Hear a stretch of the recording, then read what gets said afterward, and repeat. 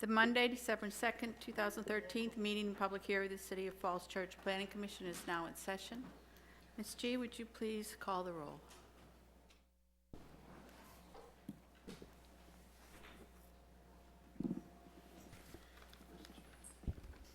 Mr. John? Present. Ms. Hockenberry? Here. Mr. Rankin? Here. Ms. Rogers? Here. Ms. Teets? Here. Mr. Wodiska? Here. Mr. Meeks is absent at this time. Okay, do I have a move to adopt the agenda, please? I so move. Second? Second. Been moved and second to adopt the agenda as presented. All those in favor, please say aye. Aye. Opposed? Well, then we'll just go ahead with the adoption of the agenda. Is there anyone in our audience who would like to speak on something other than what is on the agenda? Seeing no hands, we'll move on to old business, and we have no old business. But we do have a new business item on our agenda, which is the 301 West Broad Street site plan and subdivision. And we're going to have a public hearing and decide if we're going to approve the site plan. Mr. Fuller, how do you want to handle this? Do you want to give your report, and does the applicant have anything new to bring before us? Yes, I'll do a brief summary, and then the applicant has a presentation tonight, being a public hearing. We wanted to make sure that all the information was provided. So I'll go ahead and start, and then they'll follow. So this item is site plan and subdivision. It's a subdivision consolidation for 301 West Broad Street. It's before the Planning Commission tonight as a public hearing and action item. It's for a major mixed-use redevelopment project that's planned for the 300 block of West Broad Street. The site is approximately 2.5 acres. It's zoned B2, central business. It's designated mixed use on the city's comprehensive plan future land use map. In May of this year, the project received special exception approval, and that was for the mixed use project that's before us. And that included conceptual plans that looked at a lot of the site issues in a general fashion at that time. The applicant now has filed a formal site plan and subdivision consolidation plats that support the proposed project. The project itself includes a total of 286 residential apartment units, 268 are market and 18 are affordable dwelling units. There's a total of 302,000 square feet of residential with 63,000 square feet of ground floor commercial retail uses, which is primarily a supermarket, Harris Teeter, and about 3,800 square feet residential lobby supporting the residential. The building is a total of 7 stories high with a first floor commercial and residential lobby with 6 stories of residential floors above it. Underground garage, 3 levels, provides 559 parking spaces to support the building. Staff has reviewed the site plan and the subdivision plat, and based on the city codes underlying business zoning of B2, the site plan regulations, and we've also additionally reviewed it based on the special exception approval, the associated conceptual plans, and the voluntary concessions, community benefits, terms and conditions that were associated with that approval. There was also several waivers that were requested relating to landscaping requirements, commercial entrances located near residential district, and reductions to the parking requirements. Those were all reviewed conceptually during the special exception, and they're now formally as part of the site plan submission and are before you this evening. In looking at that, we look for consistency with the special exception approvals and the conceptual plans.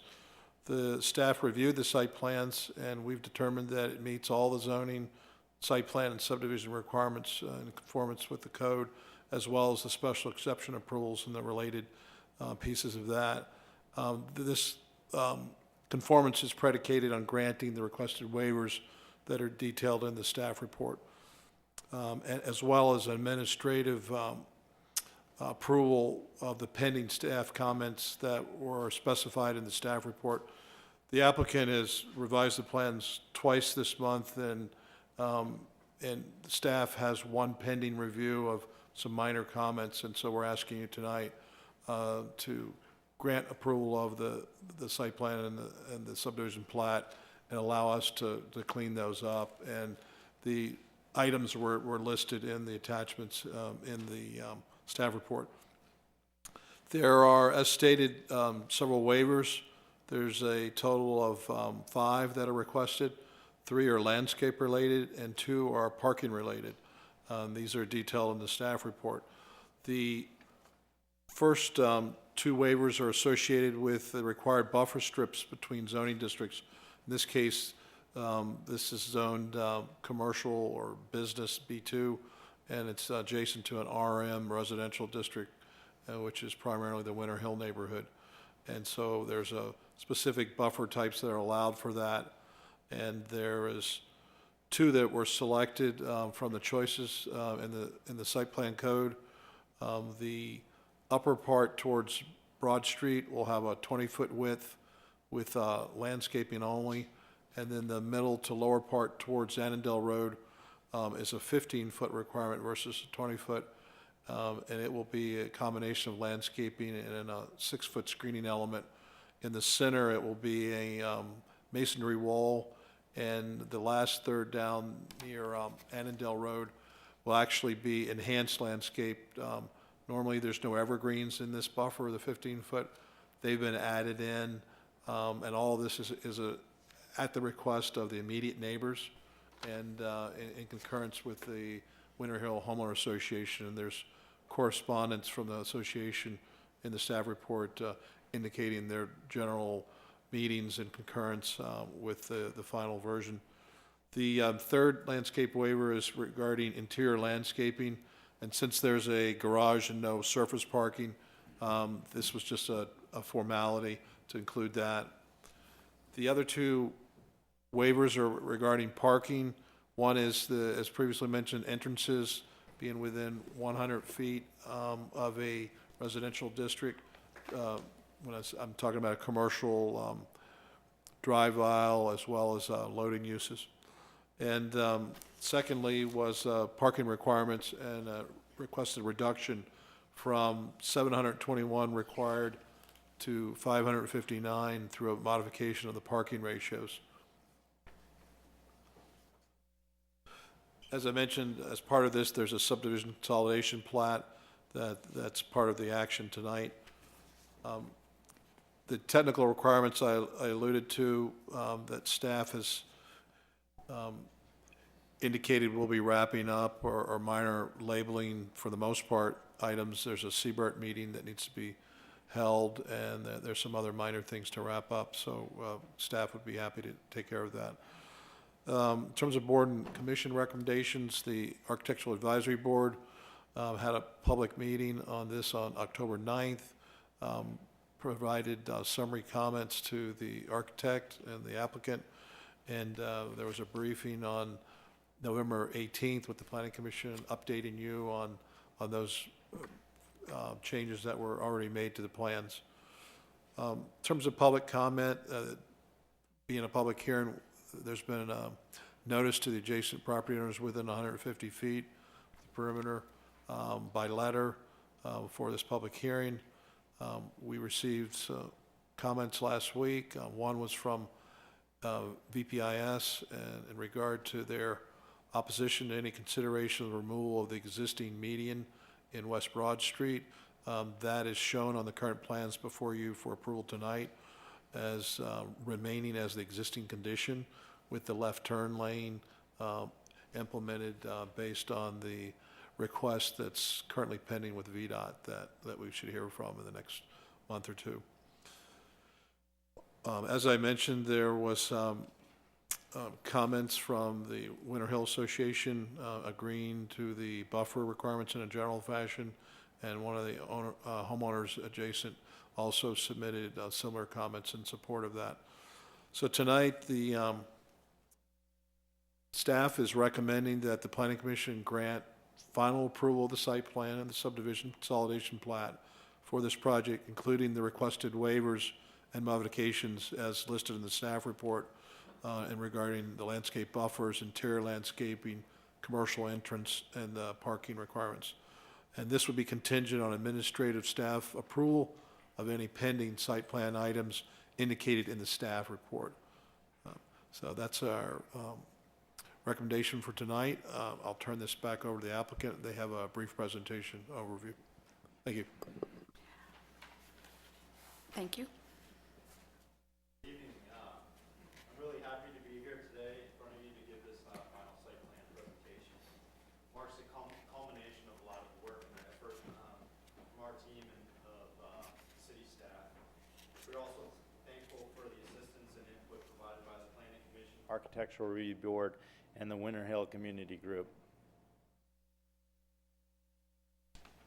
The entitlement process began a little over a year ago. Since the special exception zoning approval was granted in May, we have been working on the details of the site plan, of which I'll give a presentation on here momentarily. Community engagement has been consistent throughout. We have consistently engaged the community throughout the process. The final site plan reflects a design for the buffer area, plantings, and pedestrian connection that is a direct result of this engagement. The project attributes. The project provides substantial positive fiscal benefit to the city. A net fiscal impact is projected to be $1.32 million per year, $22 million net present value over a 20-year period, equivalent to approximately 4 cents per $100 assessed value in real property tax. The project is in direct alignment with the comprehensive plan and vision for the city center. It is mixed use, pedestrian-friendly, transit-oriented, and sustainable. Ground floor retail and residential lobby entrance, 63,000 square feet, pedestrian-friendly, 20 feet of streetscape on Broad Street, pedestrian crosswalks provided, lighted dedicated 24-hour pedestrian connection also provided through the garage connecting Annandale Road to West Broad Street, construction delineation and signalization of pedestrian crossing at West Broad Street and Little Falls, and also there's a crosswalk that we're providing from Annandale Road to Big Chimneys Park. It is transit-oriented. It's located about a mile from the East Falls Church Metro. A bus stop will be located in front of the Harris Teeter main entrance. There's bicycle racks and storage available on site. There's car sharing and electric vehicle car charging stations located in the garage, and it's also sustainable. We have a commitment to achieve a level of LEED certified. Here is the final site plan before you. I know there's an extensive package with further details that you've received as well. The left turn lane, we have responded to VDOT comments. Final VDOT waivers and approval is pending, as Gary mentioned. This is the retail level design currently in our architectural set. This is the P1 parking garage level, which will accommodate the retail tenant, primarily Harris Teeter parking in this level.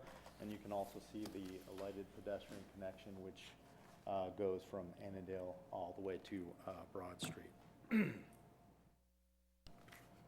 This is a typical residential floor.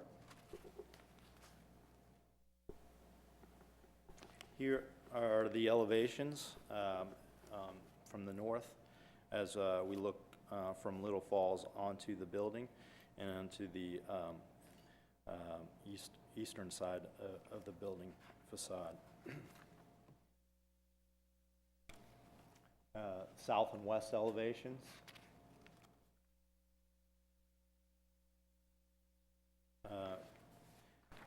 Another Broad Street view. Another view, looking into the Harris Teeter and the public area that's in front of the Harris Teeter. There's an outdoor seating area which will accommodate patrons of the Harris Teeter who will congregate outside and also be able to access the Harris Teeter, which will be a super flag Harris Teeter, which has a lot of amenities located within the Harris Teeter itself. Here's a Broad Street close-up view as you look down Broad Street to the east. There's a Annandale view on the back side of the building. And hand it over to Will from Studio 39, briefly talk about some of the landscape details. Hi everyone, thanks for your time. My name is Will Richardson. I'm with Studio 39, the landscape architects on the project. So this here is the Harris Teeter Plaza area. Thank you. Basically, we have an outdoor seating area that's accessible from the Harris Teeter. That's this area up here. And then a small public area with amphitheater style seating, if you will, here, and some specialty paving, as well as a medium-sized specimen tree, and some planters along the back of the seating area there.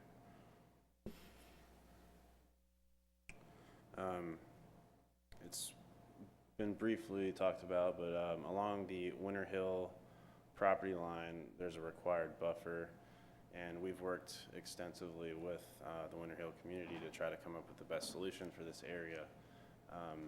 This is the 20-foot buffer area, and that's just landscape plant material. And this is the 15-foot buffer that is both plant material as well as a 6-foot tall masonry screen fence in this location. So this is Annandale Road right here, Broad Street up here. So as you come in, this is just the loading dock area. We're going to have a heavy, dense planting of evergreen screening trees that was requested by the Winter Hill HOA. And then, as I said, the 6-foot masonry fence is right here.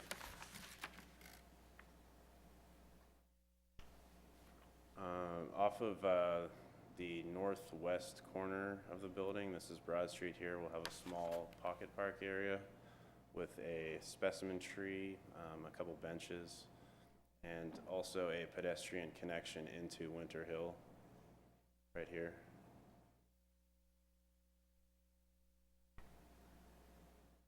And here is a selection of some of the plant material that will be used in the buffer area. I won't go through each one, but they're all native, a combination of deciduous and evergreen plantings. Thank you.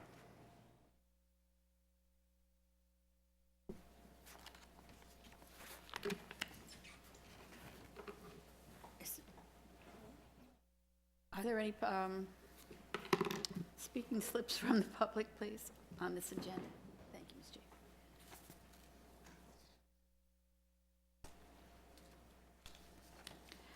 First speaker slip is Chuck Anderson. Mr. Anderson, would you please come up, state your name and address, and speak into the microphone, please? I'm Chuck Anderson of 137 West Annandale Road. Just want to say that for those most heavily affected by change, change can be scary. But after 14 months of working closely with a lot of the people in this room to ensure that the neighborhood voice was heard, I'm feeling hopeful, not only that Broad Street will be a more vibrant place as a result of this project, but that my Winter Hill neighborhood will be a more fun and enjoyable place to live. That hopefulness is a credit to city staff, city electeds, volunteers, and above all, Patrick, Stefan, Doug, and the entire development team for taking the time and lots of time to hear us, and for making significant accommodations along the way to neighborhood interests. So to all of the above, I just want to say thank you.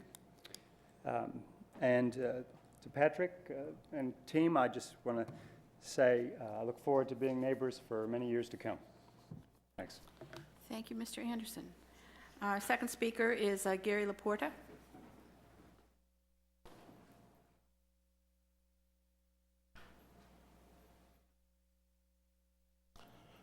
Good evening, Your Honors. Gary Laporta, 130 Chanel Terrace, here in the city. First, I want to praise the cooperation of the developer, the applicant, and the neighboring community in developing what I think is a really first-class property. I personally look forward to walking to a great grocery store and whatever other retail happens to be put there, and perhaps someday maybe even take an elevator down from my apartment up there on one of those floors down. And I hope everything goes well, and I'm really looking forward to this project. Thank you. Thank you, Mr. Laporta. Is there anyone else who would like to speak on this project from the public? All right, seeing none, I will close the hearing to the public, and we'll proceed to Planning Commissioner questions or comments. Let's start over here with Mr. Rankin. Thanks. I don't have any real questions. I guess I'd like to echo the sentiment so far. This seems like it's been a long process, but I think the design came a long way from the first time we saw it to what it is now, and it's great to hear the community and the neighbors supporting it. So I don't have any specific questions at this point. Seems like a good project. Mr. Wadiska. Likewise, I have no questions. As has been mentioned several times, we have had numerous meetings on this project. It has come before us on many occasions, and at that point, I think the Planning Commission has done a nice job of asking those questions, and the developer has done an excellent job of hearing those comments, incorporating them into the design, and showing them to us at the next submission. I think the project will be a real benefit to the City of Falls Church, and I have been really pleased with the process. I think it's been a model for us that has been very successful, and I'm going to be very pleased to support this when we take a vote in a few minutes. Ms. Tates? I guess I just have to echo everyone else so far. I don't have a lot of questions. I think I heard about this project first 3.5 years ago, maybe 4 years. It's been a very, very long time coming. We had a lot of early discussions, a lot of talk with the neighbors and with the developer, and it's just been a really very cooperative process. But I think the developer side, they're probably thinking, how long will this take? So I'm glad to see we're close to the end here. I did have one question, just because I was curious if we have an update on VDOT's response on the left turn lane at this point. I'll let the developer provide any information on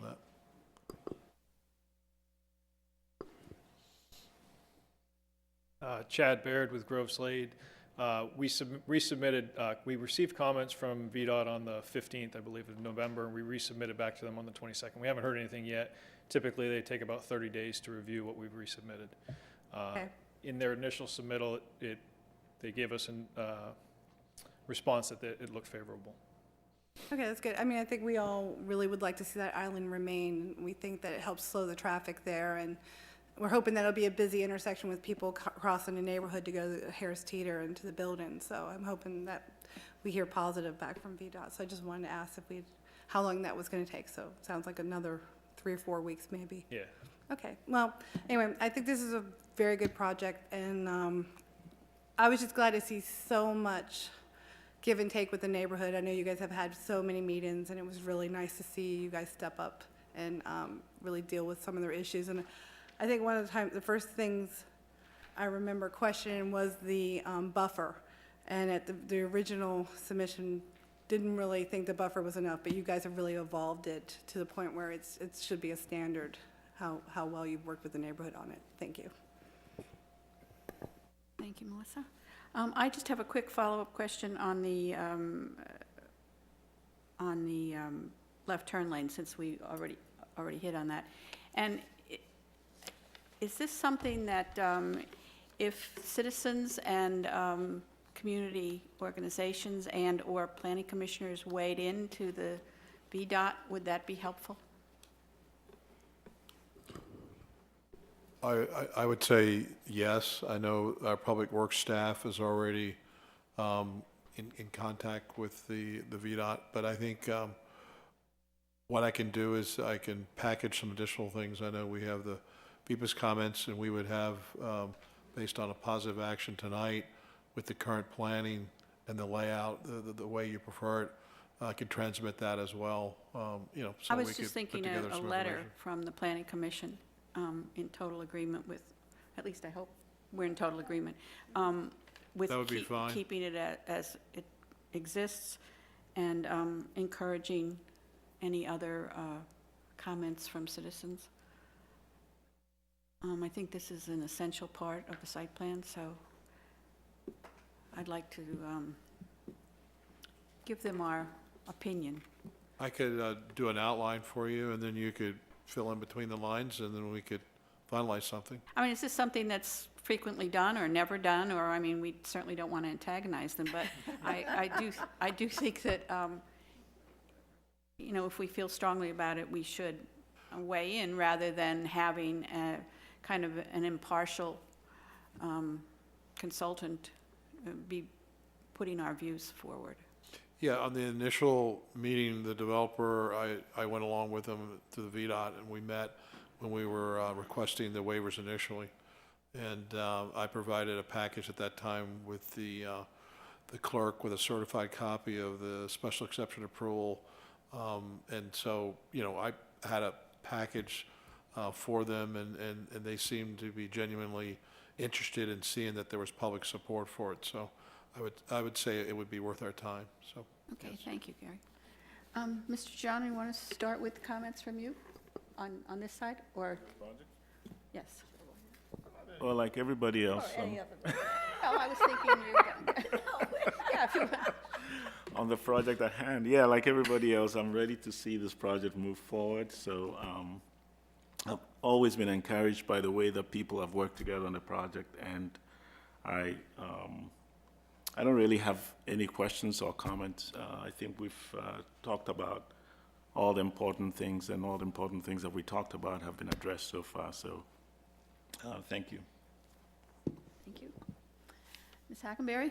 Okay, it's been a long time that we've been meeting quite often, but I think that this is an exemplary project, and I'm glad it's coming forth, and we're going to see the shovel hit the ground. This is the second of the two major projects that we're having that have been approved by the Planning Commission this year, and it's very exciting to see what's going to happen in that whole area of the city. And I think you've really set a very high example of for other developers and how you've worked with not only staff but with the citizens. And I think that's something to be very proud of when you get citizens coming out and giving you high praise for the work that you've put in. And I've heard many, many other people say it also. So thank you, Patrick, and to all the group. And I think you've been doing a great job. Invite us to the shoveling. Groundbreaking. Mr. Meeks? Groundbreaking. I'll do anything. You know, there's so much love in the room. I hate to be that guy. You know, I think this is a great project. I apologize for, as a citizen, that this has been such a terrible process. I think the City Council has a lot of disdain for the Planning Commission and the process we go through, and so I apologize that this took really probably 15 to 18 months longer than it should have taken, and I think that really was a result of the City Council and a lot of contempt that they have for the process that we go through. So I appreciate your patience. I appreciate your tenacity in this. I appreciate you willing to work with everybody. I hope the new city council at least re-embraces democracy and does away with the nature of the EDC. I haven't liked how this has gone as far as the process goes, but I think in the end, the project is a terrific one, and I look forward to supporting it. Thank you, Rob. I have one or two other questions. One, what happens, because the Siebert review isn't until, what, December 19th? What happens if they have a problem? I mean, how does that affect this approval or this site plan? Yeah, you know, and it's the same thing would hold if there was a Public Works comment that we couldn't resolve with the developer. It would be something that the staff would basically sit down with the developer and try and work through it. If we were to reach an impasse and we couldn't take care of an issue that was pending, or if Siebert had some action that they needed to do and they weren't going to do it for some reason, then, you know, the option is then bring it back to you to arbitrate. So in other words, we're going to take care of it administratively, and if we can't, then we'll send it back to you, and you would arbitrate it. Oh, similar to the, what was that, Lincoln Avenue? There'd be a site plan amendment. There would be a site plan amendment? Yep, yep. So in other words, your approval is contingent on us working things out with them. And if, Okay. in the unlikely case that we Right. couldn't, No, we would bring it back I'm not to you. anticipating it. Exactly. I am not either. Does the Siebert review generally come before site plan approval? It normally does. Public Works is behind, and I've been asking them to schedule it for 60 days, and they weren't able to schedule it until recently. They wanted to have the final version of the plan in place, you know, so, and we got that in November, so they've now scheduled it to December. So I see it as a review that'll happen, and we'll get comments, and whatever, you know, we can work through it, so. Okay, second question is. Ms. Rogers? Oh, yes. Can I ask whatever comes out of the Siebert review that we get a copy of it? Because I'd be curious to see what statements they might have about the plan, just for future reference. Sure, I can provide. I'm not exactly sure what they produce, but I'll produce something. So, okay. Anything else on that? Second question is, I noticed that there's a design of the bus shelters in the package, and it says it's going to go someplace in the streetscape. And it's a 5x9 footprint. I'm just wondering, do we know where that's going to go in the streetscape? Because we were really pushing hard to get a 20-foot setback sidewalk and 10 feet of clear walking space, and then we're going to put a 5x9 obstacle in the way. I mean, how is this going to work? Yeah, it's shown on your site plan, on the landscape and the site plan sheets. It was a rectangular box with a cross on it. I know what it looks like, Gary. Yeah. I'm just wondering where it's going to go. Well, I couldn't find it on the plan. yeah, well, I don't know, we can bring it up, and maybe on the overhead I can show it to you. I've got a copy of the plans here. It's between the Harris Teeter entrance and the outdoor seating. And that area's been left clear. Oh, okay, so it's a little square with an X in it. Yes. Okay. It's I- right there, yeah. And there's Maybe a I need my 60-foot glasses. There's a straightened. 60-foot clear area that needs, so you can unload in the front and the back of the bus, and that's been maintained in that entire area. Okay. I just didn't see bus shelter written Yeah, I anywhere. think it shows up on one of the landscape blow-ups better. Okay. But it's sort of lost in all the lines on the site plan. And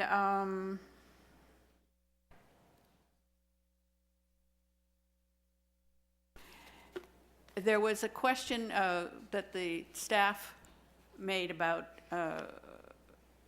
parking. and making sure that there was enough visitor parking for the, for the parking area. And I noticed that the response was that people were going to go into the P2 parking area who were visitors with some kind of a pass. And is that adequate for your concerns? Because I think that visitor parking is a serious thing. I mean, we need to make sure that retail space isn't used for visitor parking. Yeah, I had a long conversation with the applicant. Maybe you can update them on how it would work for the visitors. They would get a pass and so forth. Property management company is gonna have visitor parking passes, which the tenants of the apartment complex would, when they have a visitor coming, would procure or get one of those parking passes and give it to their guests. That would then allow them to get through the gate and have parking, visitor parking within the actual residential. So no drop-ins, no drop-in visitors to this apartment complex. Okay, and you think your residents will be satisfied with that? Will the city, will the staff? Yes, that was a good solution for us. Our concern initially was the visitors were taking up retail commercial spaces. And so in other words, the count was actually being reduced of 7 spaces for the visitors, and they were touted as being used both ways. And that was the issue that we raised, and since then, So you're more concerned with long-term visitors as opposed to drop-ins? yes. Yeah, okay. And the further reduction of the retail commercial spaces, which they have not done at this point. They were doing a reduction of 7 additional spaces, in our mind, having them potentially available for residential visitors. So now the pass, which is a lot of places I've been to, that's one of the systems that I see a lot in places, residential buildings. Okay, thank you. I'll add my commendations to Rushmark and all of the people working on the project for your cooperation. I did notice on this, actually, I thought the set of drawings was excellent, and I'm sorry I missed the bus shelter. I must need a magnifying glass instead of my glasses. But anyway, they were excellent and easy to read and well done, complete. I did also notice that there were some maples in the landscaping, and I appreciate that. Thank you very much. Yeah, I did ask. My only remaining concern is about the island, the existing island with the tree, and I'm hoping that in our recommendation, in our motion, we would be able to put something that says we would get an update on what's happening with VDOT, and that it would come back before us if it is denied, so that we can possibly try something else. Like chaining ourselves to the tree, I don't know. Good luck. So the motion maker may want to add one line to the motion that would include something along the lines of that the planning As opposed to commission. just getting staff approval, I'd like Sure. it to come back to the planning commission. Yeah, we can do that, but you may want to put something in your motion tonight to sort of solidify that in the motion itself rather than sort of buried in the report kind of thing. So we can Okay. use that as part of Great. the correspondence. Thank you. Okay, if there are no more comments, then I'd like to hear a motion. Russ, did you have another comment? My comment's just about the island, and it's really to the developers. That's a problem if it comes back before us if VDOT denies that left-hand turn lane? Right now, it's not a problem. We won't know until we get the comment back from VDOT, but Planning Commission, ourselves, staff are all on the same page of what we want to get done there, and are going to do whatever's necessary to get it done the way we want it with VDOT, but I can't answer for VDOT right now. So we won't know until right before Christmas when the 30-day notice as to whether they're going to go along with us. Between now and then, we are ratcheting up pressure from staff, talk to the city manager about what the city wants from Falls Church, and your approval contingent upon that will probably also put pressure on them. Does it cause problems outside of the VDOT process in terms of, financing and moving forward on your next steps, because it's not full and final approval? That's really my No, not right now. If we get into January, mid-February, and it's still a lingering issue, we'll have to readdress it, which I think we talked about in the last work session. But I think the way you've got it teed up right now is the right way to do it. Okay. Thank you. Thank you, Russ. Melissa? Okay. So Gary, I'm going to try this motion. You see what you think. Okay. I move that the Planning Commission give preliminary and final approval to site plan and subdivision consolidation plat application number 20121040 for 301 West Broad Street with the following modifications: that it be contingent upon administrative staff approval of any opinion items specified in staff report, and that the Planning Commission would receive notification if VDOT denies the left turn lane and/or the island, and the Planning Commission would review the options after a denial, I guess. Sounds good to me. Yes? I don't know, I guess, It's hard to word. I mean, I would say that, I would say the opposite. I would suggest that you support the existing Okay. features there, that we strongly support the existing island and tree Right. as part of the left turn waivers, rather than, it sounds more negative the other way. Would that work for what you're looking for, Ruth? And then, I can provide the requested updates. I mean, I can commit to those without putting it in motion, so, on the record. But you're welcome to, I mean, I'd like to put in you can say,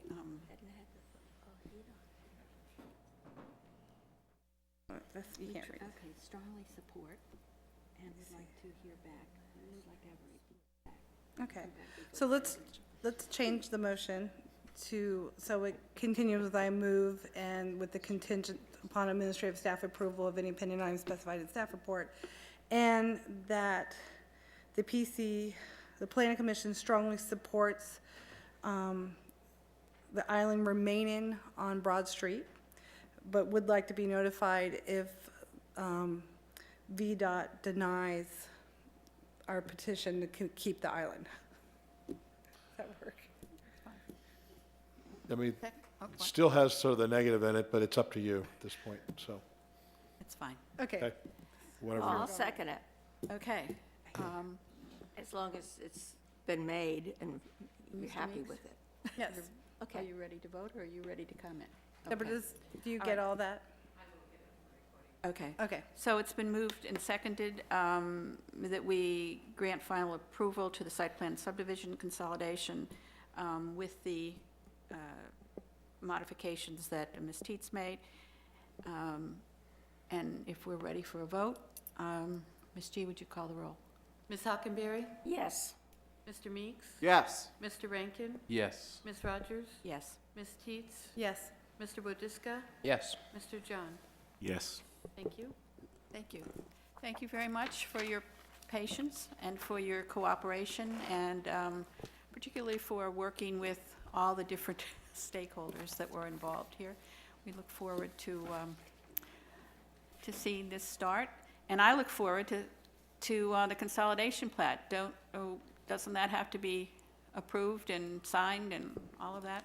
The consolidation plat was part of your approval tonight. And will we see the, You still will be signing that. I still will be signing, okay. And then we'll have the different staff directors will be signing off on the site plan itself, contingent on all these items being cleaned up and the Seabird meeting occurring and all that resolved. Great, well, I hope to see Bert goes well. Thank you again, thank you very much.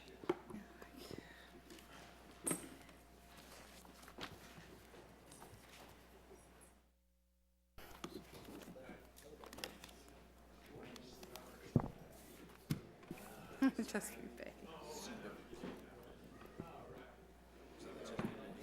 Yeah, it's Chesapeake Bay review. We have a lot of stuff to look at. pedestrian plan. And then, I don't remember, did we get something on Cherry Street? Maybe it was one of the attachments, I didn't notice it.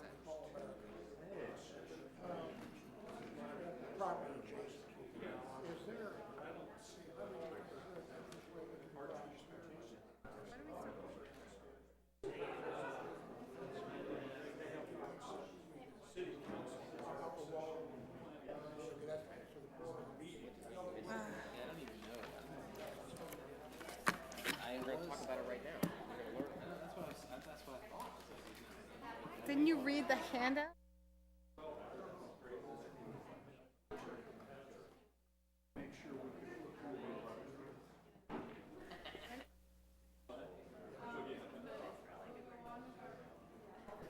We'll go on with our meeting. Our next order of business, we have to continue with our meeting. Bye. We got places to go, people to see. We have like 3 work session items. Okay, our next order of business is other business, and we have none on the agenda. Then we move on to approval of the minutes of November 18th, 2003. Has everyone had time to read the minutes, and do you have any comments? None? Any comments, Mr. John? No comments. Oh, okay. I have a comment. And my comment is on page 4, line 167, where it says, Chair Rogers was satisfied with the explanation. I don't think I was. Would you remove that line? Thank you very much. You weren't. What line was that? 167. 167? Very last, I gotta see that. You were definitely not satisfied. Yeah. Okay, do I have a motion to approve the minutes? I move that we approve the minutes as amended. Is there a second? Second. All those in, what? All those in favor, please say aye. Aye. Opposed? As noted many, many times in the minutes, I was absent. So I will abstain.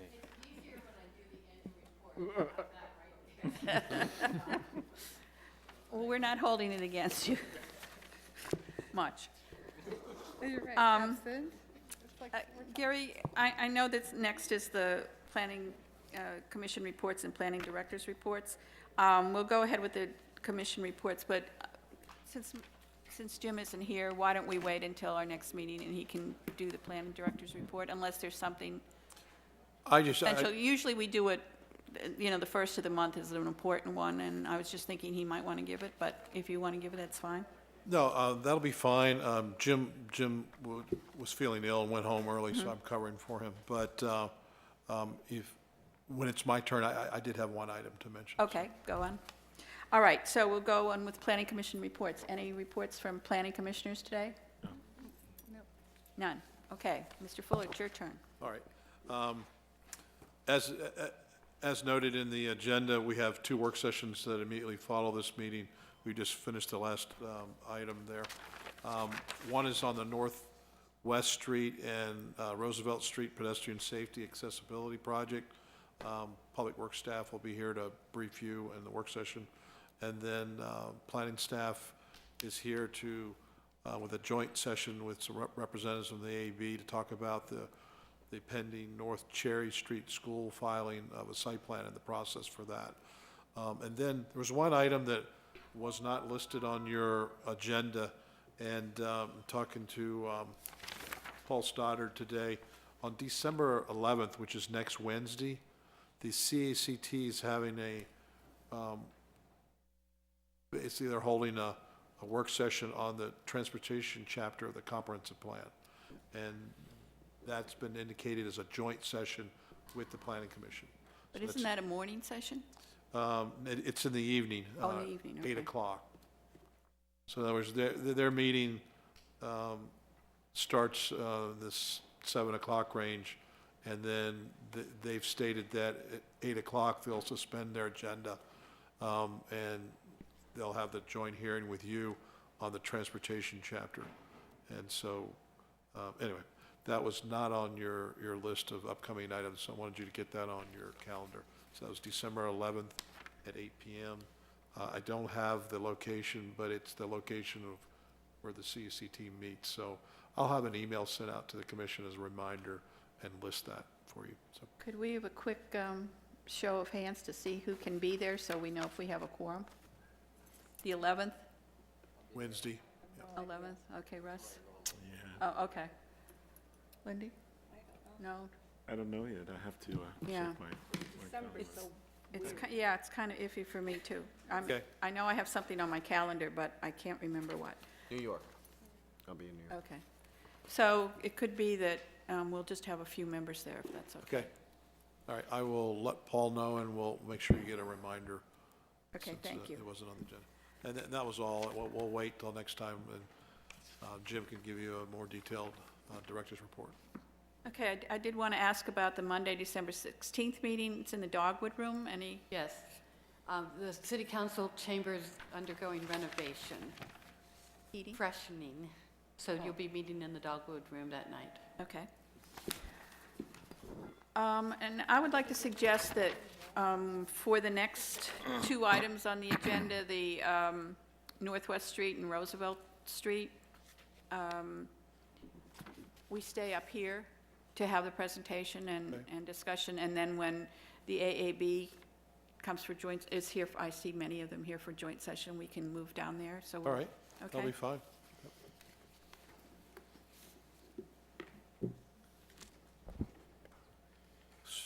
So is there a Motion to adjourn? motion? Is there a motion to adjourn? Move to adjourn. Second? All those in favor? Aye. All right. Meeting is adjourned.